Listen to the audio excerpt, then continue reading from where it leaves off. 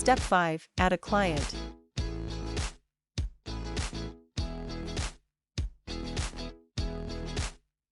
Enter the client's first and last name.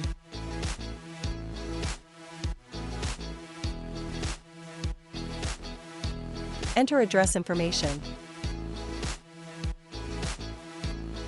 Enter client contact information. This is important for use with email and text confirmations, as well as marketing features.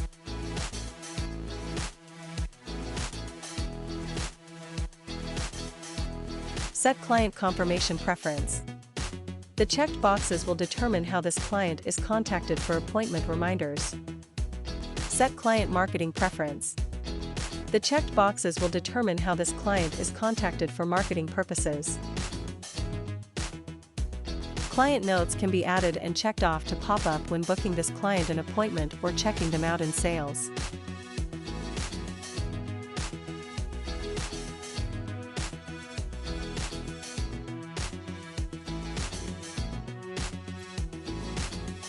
Clients can be deactivated here. This will remove them from your client list. They can be reactivated later if necessary. Edit existing clients here.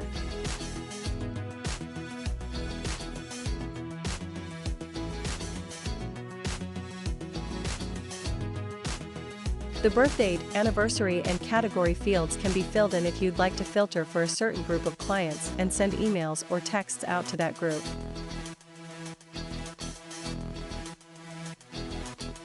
If this client is a referral, you can input the client who referred them. The employee field can be filled in if you'd like to filter for a certain employee's clients and possibly send emails or texts out to that group. Client discounts can be applied per client here and will apply to all sales in their name until removed. Client accounts can be enabled or disabled here. This is useful for putting a deposit amount on file or saving a credit to be used later.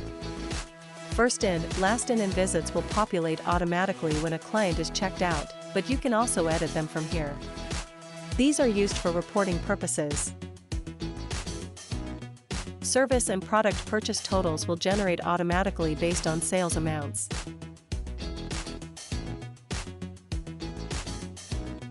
An age group and gender can, optionally, be specified. This is used for reporting/marketing purposes.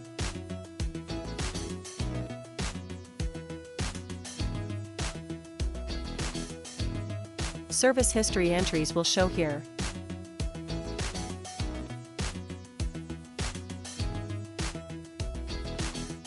Choose date and time.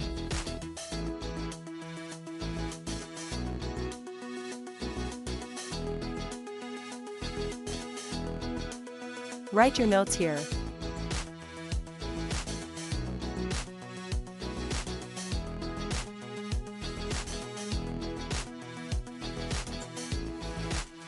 Past purchases, gift cards, series, packages and memberships will show here.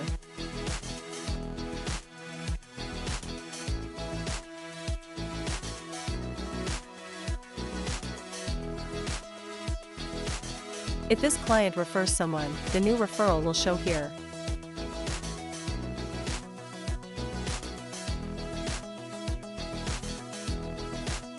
Client appointment history and future appointments will be displayed here.